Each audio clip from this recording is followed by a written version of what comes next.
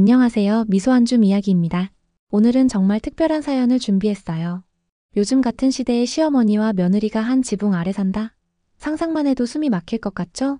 그런데 여기 70의 나이에 아들 내외, 손자와 함께 3세대 동거를 시작하신 어머님이 계십니다. 싱겁다 짜다로 시작된 음식 간 전쟁부터 TV 리모컨을 두고 벌인 조용한 신경전, 손자 교육 간의 차이로 인한 갈등까지 정말 하루하루가 전쟁 같았다고 하시는데요. 그런데 이 어머님 지금은 우리 며느리 최고라고 하십니다. 도대체 무슨 일이 있었던 걸까요? 서로 으르렁거리던 시어머니와 며느리가 어떻게 진짜 가족이 되었는지 그 눈물겹고도 따뜻한 이야기를 들려드리겠습니다. 혼자 사는 게 편하긴 해도 외로운 노년, 가족과 함께하고 싶지만 갈등이 두려운 모든 분들께 이 이야기가 작은 위로와 용기가 되길 바랍니다. 그럼 오늘의 사연 시작하겠습니다. 안녕하세요. 저는 올해 70을 맞은 할머니입니다. 요즘 같은 시대에 아들 내외와 함께 산다고 하면 다들 놀라시더라고요. 어머, 요즘도 그런 집이 있어요? 하면서요. 네, 있습니다. 바로 저희 집이 그래요. 작년 이맘때쯤이었을 거예요. 아들이 전화를 걸어왔어요. 엄마, 우리 같이 살면 어때요? 순간 가슴이 철렁했어요. 반가운 마음 반, 걱정되는 마음 반이었다요. 혼자 사는 게 외롭긴 했지만 그래도 나름대로 편하게 잘 지내고 있었거든요. 새벽에 일어나서 시끄럽게 TV 틀어놓고 아침 먹어도 눈치 볼 사람 없고 김치찌개에 고추장 듬뿍 넣어서 매콤하게 끓여 먹어도 뭐라 할 사람 없고 그런데 막상 같이 산다고 하니까 걱정이 앞서더라고요. 며느리하고 잘 지낼 수 있을까? 손자 키우는 방식이 달라서 부딪히진 않을까? 무엇보다 며느리가 날 어려워하면 어쩌나 싶었어요. 처음 며느리를 만났을 때가 생각나네요. 아들이 결혼한다고 데려왔을 때 참 곱고 예쁜 아이더라고요. 근데 말수가 적어서 속을 알 수가 없었어요. 밥 먹으면서도 맛있어요 한마디만 하고 뭘 물어봐도 네 하고 그때는 이 아이가 날 어려워하는구나 싶었죠. 결혼식 끝나고 신혼여행 다녀온 다음에 첫 인사 왔을 때도 마찬가지였어요. 제가 정성껏 준비한 갈비찜이랑 잡채랑 온갖 음식 차려놨는데 젓가락질만 몇 번 하더라고요. 많이 먹어 해도 배불러요 하면서. 나중에 아들한테 물어보니까 긴장해서 그랬대요. 집에 가는 길에 배고파서 편의점에서 삼각김밥 2개나 먹었다면서 웃더라고요. 그래도 손자가 태어나고 나서는 조금씩 달라졌어요. 애기 키우는 게 처음이라 이것저것 물어보기 시작했거든요. 어머님, 애기가 자꾸 울어요. 왜 그런 걸까요? 어머님, 이유식은 언제부터 먹이는 게 좋아요? 그럴 때마다 제가 아들 키웠던 경험 얘기해주고 같이 애기 목욕시키고 그러면서 조금씩 가까워졌죠. 근데 막상 한 집에서 살겠다고 하니까 그동안 쌓아온 정이 다 무너질까봐 겁이 났어요. 시어머니랑 며느리가 한 지붕 아래서 산다는 게 얼마나 어려운 일인지 저도 시집살이 해봐서 잘 알거든요. 제 시어머니는 정말 무서운 분이셨어요. 아침 6시에 일어나서 시아버지 밥상 차리고 설거지하고 빨래하고 청소하고 하루 종일 쉴 틈이 없었죠.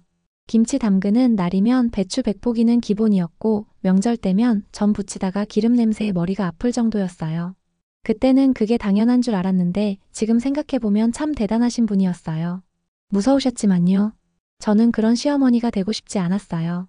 며느리한테 이렇게 해라 저렇게 해라 잔소리하는 시어머니, 아침부터 밥 먹었니? 물어보는 시어머니, 손자 교육에 사사건건 간섭하는 시어머니. 그런 사람이 되기 싫었죠. 그래서 아들이 같이 살자고 했을 때 일주일을 고민했어요. 정말 내가 잘할 수 있을까? 며느리를 불편하게 하지 않고 잘 지낼 수 있을까? 혹시 아들 내외 사이에 문제라도 생기면 어쩌나? 고민 끝에 조건을 걸었어요. 첫째, 각자 생활 공간은 철저히 분리한다. 둘째, 집안일은 서로 간섭하지 않는다. 셋째, 손자 교육은 엄마 아빠가 알아서 한다. 아들이 웃으면서 엄마가 무슨 계약서를 쓰자는 거예요? 하더라고요. 그래도 이 정도는 정해놓고 시작해야 서로 편할 것 같았어요. 이사 오는 날 며느리가 큰 화분을 들고 왔어요. 어머님, 이거 어머님 공기정화 식물이래요. 그 말 한마디에 마음이 따뜻해졌어요. 이 아이도 나름대로 신경 쓰고 있구나 싶어서요.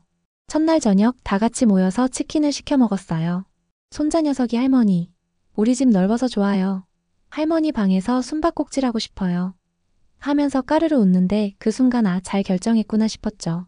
혼자 썰렁한 집에서 TV만 보고 있는 것보다 이렇게 식구들 웃음소리 들으면서 사는 게 훨씬 좋잖아요. 그런데 막상 같이 살기 시작하니까 예상치 못한 일들이 생기기 시작했어요. 아침에 일어나서 부엌에 가니까 싱크대에 그릇이 쌓여 있는 거예요. 전날 밤에 며느리가 과일 깎아 먹고 안 치운 거더라고요. 순간 어머, 이것 봐라 싶었지만 참았어요. 간섭하지 않기로 했잖아 스스로 다짐하면서요. 근데 그게 한 번, 두 번이 아니에요. 매번 설거지를 미뤄두고 빨래도 이틀씩 쌓아두고 거실도 어질러진 채로 두고 제 성격에 안 맞아서 미치겠더라고요. 저는 자기 전에 집안 정리 딱 해놓고 자는 스타일이거든요. 아침에 일어났을 때 깨끗한 집을 보면 기분이 좋잖아요. 그래도 한 달 정도는 꾹 참았어요. 새 환경에 적응하느라 그런가 보다 하면서요. 근데 진짜 터진 게 음식값 문제였어요. 어느 날 아침 제가 일찍 일어나서 된장찌개를 끓였어요. 아들이 어릴 때부터 좋아하던 거라 정성껏 끓였죠. 두부도 듬뿍 넣고 호박도 썰어 넣고 청양고추도 딱 하나 넣어서 칼칼하게 밥상 차려놓고 얘들아 밥 먹어라 했더니 며느리가 한 숟가락 떠먹더니 물을 벌컥벌컥 마시는 거예요. 어머님 좀 짜지 않아요? 그 한마디에 확 열이 오르더라고요. 40년 넘게 이간으로 음식해서 아들 키우고 남편 밥상 차렸는데 짜다니요? 근데 겉으로는 아 그래? 입맛이 다르구나 하고 넘겼어요. 속으로는 부글부글 끓었지만요. 그 다음부터 며느리가 부엌을 맡겠다고 하더라고요. 어머님은 쉬세요. 제가 할게요. 좋게 들으면 고마운 말인데 왜 그렇게 서운하던지 내 음식이 그렇게 싫었나 싶어서요. 며느리가 해주는 음식은 정말 싱거웠어요.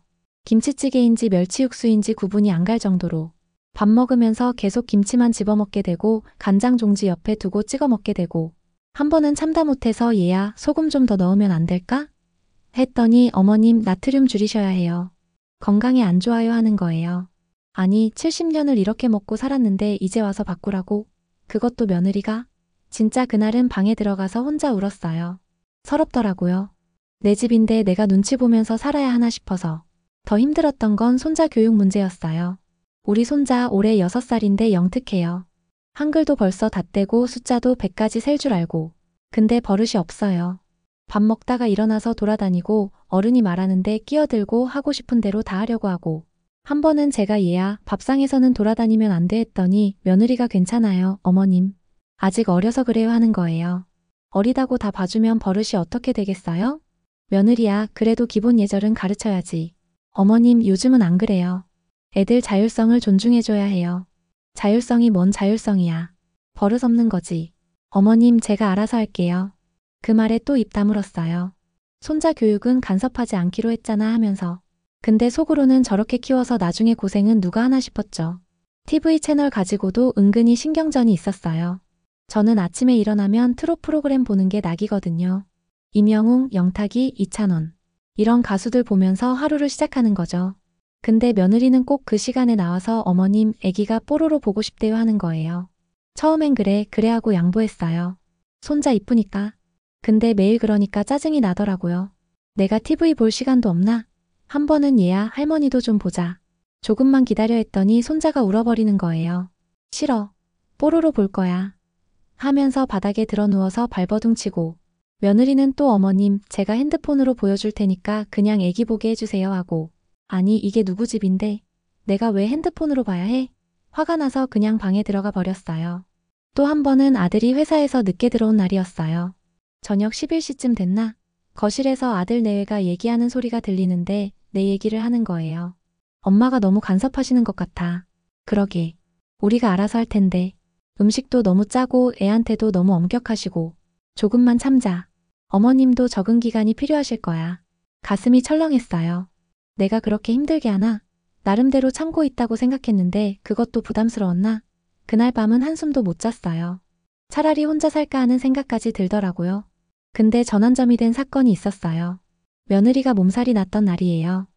독감이었는데 열이 40도까지 올라가고 기침을 너무 심하게 해서 병원에도 못 가고 집에서 끙끙 앓고 있더라고요.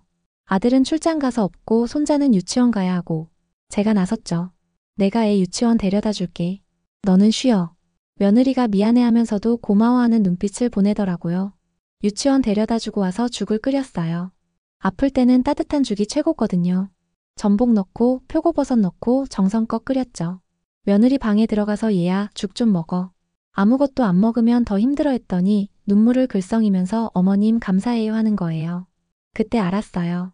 이 아이도 나름대로 힘들구나. 시어머니 눈치 보랴, 애 키우랴, 회사 다니랴. 얼마나 버겁겠어요. 내가 너무 내 기준으로만 생각했구나 싶었죠. 그날 저녁 손자 데리고 와서 저녁 먹이고 숙제도 봐주고 목욕도 시켰어요. 며느리는 계속 미안하다고 하는데 저는 오히려 좋더라고요. 오랜만에 필요한 사람이 된 것 같아서. 손자 재우고 나서 며느리한테 물었어요. 얘야, 혹시 내가 너무 부담스럽니? 아니에요, 어머님. 저도 적응이 안 돼서 그래요. 친정엄마랑도 안 살아봤는데. 그래, 서로 시간이 필요한 거야. 천천히 맞춰가자. 그 대화 후로 조금씩 달라지기 시작했어요. 며느리가 먼저 어머님, 오늘은 된장찌개 끓여주세요.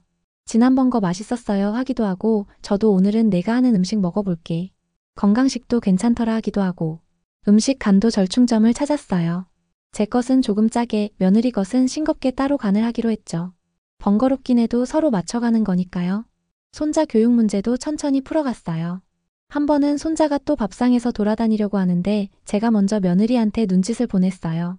며느리가 알아듣고 주나 할머니랑 엄마랑 아직 밥 먹고 있는데 기다려줄 수 있어? 하니까 애가 다시 안더라고요. 작은 변화지만 큰 의미였어요. 그런데 진짜 우리 사이가 가까워진 건 며느리 친정어머니를 만나고 나서예요. 어느 토요일 며느리가 어머님 저희 엄마가 오신대요. 같이 점심 드실래요? 하는 거예요. 솔직히 부담스러웠어요. 사돈 만나는 게 어디 쉬운 일인가요? 게다가 집에서 만나는 건 더 부담스럽고. 근데 며느리가 기대하는 눈빛으로 보니까 거절할 수가 없더라고요. 사돈이 오셨는데 저보다 5살 어리신 분이었어요. 첫인상이 참 따뜻하더라고요. 어머님, 우리 딸이 많이 부족하죠? 잘 부탁드려요 하시면서 깊게 인사하시는데 오히려 제가 쑥스러웠어요. 점심 먹으면서 이런저런 얘기를 나눴어요. 그러다가 사돈이 하신 말씀이 아직도 기억나요. 저도 시어머니 모시고 10년 살았어요. 정말 힘들었죠. 매일 부딪히고 매일 울고. 근데 돌아가시고 나니까 그립더라고요. 잔소리 하시던 것도 간섭하시던 것도 다 그리워요. 그때 좀 더 잘해드릴걸. 후회가 많이 돼요. 그 말을 듣는데 가슴이 찡했어요. 저도 시어머니 돌아가시고 나서 똑같은 생각을 했거든요. 살아계실 때는 그렇게 힘들었는데 돌아가시니까 빈자리가 너무 크더라고요. 우리 딸이 어머님 많이 힘들게 하죠? 워낙 제멋대로라서. 저한테도 맨날 대들고 그랬어요. 아니에요. 좋은 며느리예요. 저희 아들이 복 받은 거죠. 어머님이 그렇게 말씀해 주시니 감사해요. 사실 걱정 많이 했어요. 요즘 같은 시대에 시어머니 모시고 산다는 게 쉬운 결정이 아니잖아요. 그날 사돈하고 많은 얘기를 나눴어요. 자식 키우는 얘기, 남편 뒷바라지 얘기, 나이 들어가는 서글픈 얘기까지. 며느리는 옆에서 우리 대화를 들으면서 울기도 하고 웃기도 하고. 사돈이 가시고 나서 며느리가 제게 와서 안기더라고요. 어머님, 저희 엄마한테 좋게 말씀해 주셔서 감사해요. 뭘 당연한 걸 가지고. 사실 저 어머님이 무서웠어요. 제가 뭘 해도 부족한 것 같고 어머님 기준에 못 미치는 것 같아서. 나도 그랬어. 네가 날 불편해하는 것 같아서 조심스러웠어. 그때 처음으로 서로의 속마음을 터놓고 얘기했어요. 며느리는 며느리대로 저는 저대로 서로 눈치 보느라 힘들었던 거였어요. 그 이후로 정말 많이 달라졌어요. 며느리가 먼저 어머님, 오늘 뭐 드시고 싶으세요? 물어보기도 하고 저도 오늘은 내가 애 봐줄 테니까 남편이랑 데이트하고 와 하기도 하고. 무엇보다 좋은 건 손자와의 시간이에요. 처음엔 엄마한테만 가던 애가 이제는 저를 먼저 찾아요. 할머니, 오늘 유치원에서 상 받았어요. 그래? 우리 강아지 최고네. 할머니, 나 강아지 아니고 사람이에요. 맞아, 우리 사람. 근데 할머니한테는 귀여운 강아지야. 이런 대화를 하면서 깔깔대고 웃어요.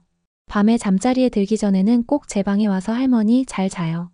사랑해요 하고 뽀뽀하고 가요. 그럴 때면 정말 행복해요. 혼자 살았으면 절대 느끼지 못했을 행복이죠. 요즘은 아침 식사 당번도 정했어요. 월수금은 제가, 화목토는 며느리가, 일요일은 외식하거나 배달시켜 먹기로. 이렇게 하니까 서로 부담도 덜하고 좋더라고요. TV도 시간대를 정했어요. 아침 7시부터 8시까지는 제 시간, 8시부터 9시까지는 손자 시간, 저녁에는 다 같이 보고 싶은 거 보기로. 가끔 트롯 프로그램 할 때는 며느리도 같이 봐요. 어머님, 이명웅 정말 잘생겼어요 하면서 같이 응원하고. 집안일도 자연스럽게 분담이 됐어요. 며느리가 빨래하는 날은 제가 청소하고 제가 장 보는 날은 며느리가 요리하고. 말로 정한 건 아닌데 그냥 자연스럽게 그렇게 됐어요. 며느리도 이제는 제게 편하게 투정도 부려요. 어머님, 오늘 회사에서 완전 열받는 일이 있었어요. 왜? 무슨 일인데? 팀장이 또 일을 떠넘기는 거예요. 맨날 야근하는 게 저인데. 이런 얘기 들어주면서 그래, 힘들었겠네. 우리 며느리 고생했어 하면 며느리가 어머님이 들어주시니까 속이 시원해요 하면서 웃어요. 아들도 달라졌어요. 전에는 눈치 보면서 조심스러워했는데 이제는 편하게 행동해요. 엄마, 오늘 엄마가 좋아하는 호박전 사왔어요. 어머, 그래? 우리 아들 최고. 에이, 엄마도. 무슨 최고예요. 그냥 아들이죠. 이렇게 장난도 치고 가끔은 제 어깨도 주물러주고 정말 화목한 가족이 된 것 같아요. 물론 지금도 가끔 부딪힐 때가 있어요. 며느리가 또 싱크대에 그릇 쌓아놓으면 속으로 아이고 하고 제가 김치찌개 짜게 끓이면 며느리가 인상 찌푸리고 근데 이제는 그것도 일상이 됐어요. 서로 완벽하게 맞출 수는 없으니까 적당히 눈 감아주고 적당히 양보하면서 사는 거죠. 얼마 전에 제 생일이었어요. 아침에 일어났는데 거실에서 부스럭거리는 소리가 나더라고요. 나가봤더니 손자가 색종이로 뭔가를 만들고 있었어요. 준아, 뭐하니? 비밀이에요. 할머니 들어가세요. 할머니 집인데 왜 들어가? 오늘은 특별한 날이니까요. 그러더니 며느리가 웃으면서 나와서 어머님 조금만 기다려주세요 하는 거예요. 잠시 후에 할머니 이제 나오세요. 하길래 나갔더니 거실에 해피 버스데이 풍선이 가득하고 테이블에는 미역국이랑 제가 좋아하는 반찬들이 차려져 있었어요. 손자가 만든 종이 왕관을 제 머리에 씌워주면서 할머니 생일 축하해요 하는데 눈물이 핑 돌더라고요. 며느리가 케이크를 들고 나오면서 어머님 저희랑 함께 사셔서 감사해요. 생일 축하드려요 하는데 그동안 쌓였던 모든 서운함이 눈 녹듯 사라졌어요. 아들은 엄마 이거 선물하면서 예쁜 목걸이를 꺼내더라고요. 엄마가 항상 우리 위해서 고생하시는데 이런 거라도 해드리고 싶어서 하는데 정말 감동이었어요. 그날 저녁에는 온 가족이 외식을 했어요. 제가 좋아하는 한정식집에 가서 맛있는 거 먹고 사진도 찍고 손자가 할머니 100살까지 사세요 하니까 며느리가 100살은 너무 적지. 200살까지 사셔야지 하면서 웃었어요.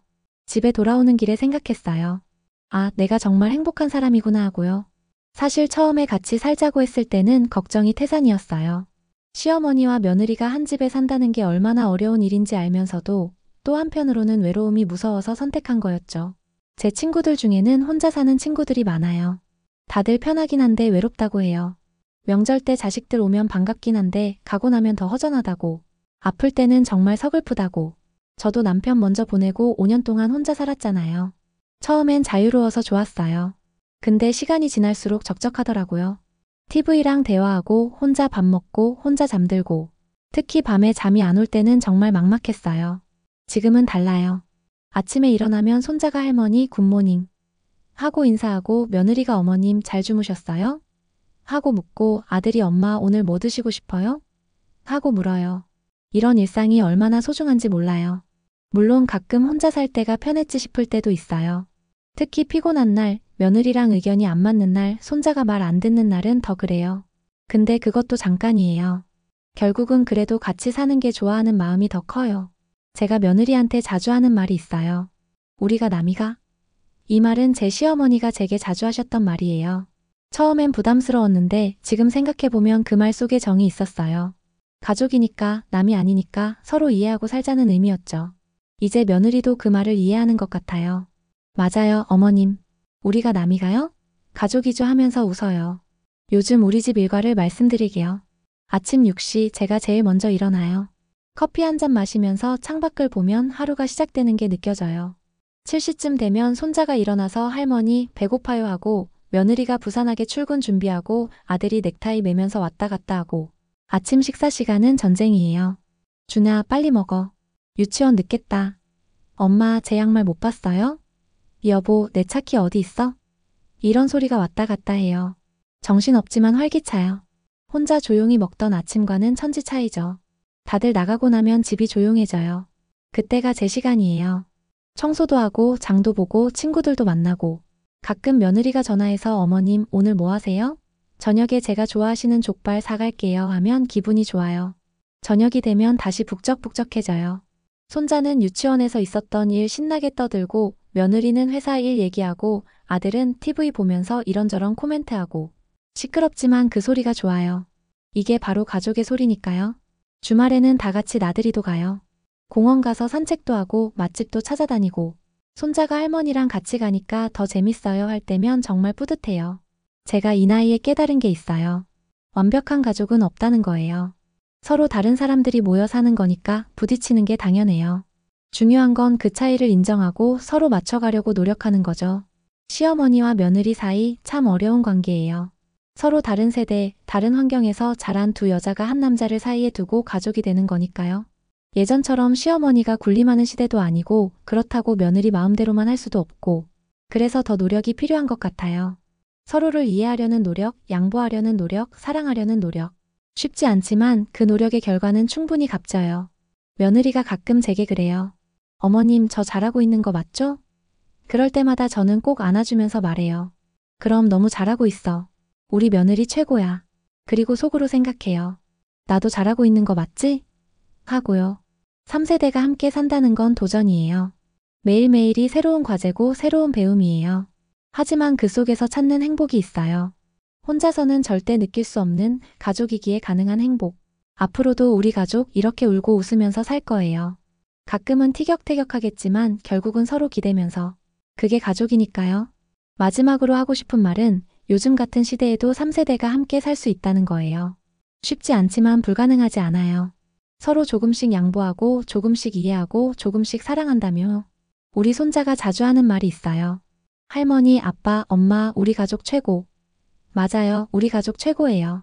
완벽하지 않아도 때론 부족해도 우리는 서로에게 최고의 가족이에요. 70세 어머님의 3세대 동거 이야기 잘 들으셨나요? 우리가 남이가? 라는 시어머니의 말씀이 특히 마음에 남네요. 가족이라서 더 어려운 관계, 하지만 가족이기에 결국 서로를 이해하고 받아들일 수 있는 관계. 그게 바로 시어머니와 며느리 사이가 아닐까요? 완벽한 가족은 없다고 하셨죠. 서로 다른 사람들이 모여 사는 거니까 부딪히는 게 당연하다고. 중요한 건 그 차이를 인정하고 서로 맞춰가려는 노력이라는 말씀이 깊은 울림을 줍니다.